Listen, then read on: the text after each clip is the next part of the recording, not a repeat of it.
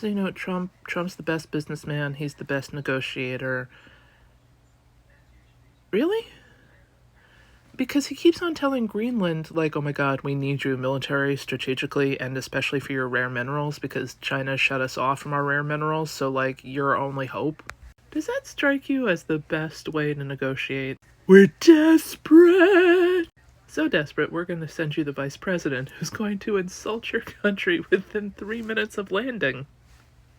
We're literally shocked it didn't work out when we sent Donnie Jr. to bribe people into pretending to be MAGA. In Greenland!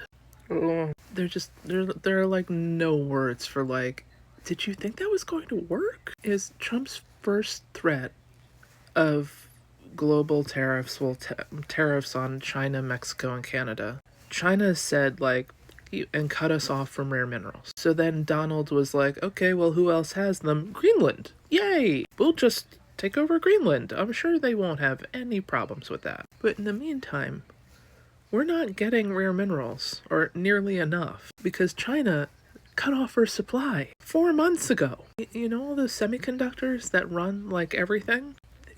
They're made from rare minerals. Like, the US is desperate. I don't know why more people aren't talking about this, because, like, it's gonna have an impact on an entire industry, not to mention, like, we need them. Unless people are suddenly cool with the idea of, like, living by a candlelight. But instead of, like, going to Greenland, like, hey, we messed up with China, and, you know, we're in a timeout. We really need your rare minerals. Can you spare a mineral or two, rare or not? Instead, we went in with, we're the best negotiators. We've sent you Donald Jr. and, you know, Couch Boy. I like, some part of you wants to believe that they're not that stupid, and then you're like, no, they are. But also, and this is the one that really gets me, the ATA report, which is the American threats against America. For the first time in 11 years, we've left climate change off of that report, because climate change is not a threat to America anymore. Well, okay, it's no longer a threat to big oil in America, because we're just going to pretend like it's not happening. But the number one argument Trump is currently making to Greenland is climate change is real.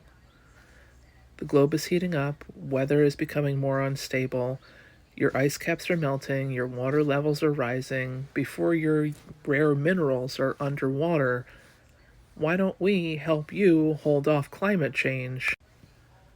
I'm sorry. So your new negotiation tactic is, everywhere else in the world, climate change is a lie and not at all a problem for anybody. Except on the one island of Greenland where it's catastrophic. From acid rain to eroding land to rising tides to just overwhelming heat. You know, it's really cold here.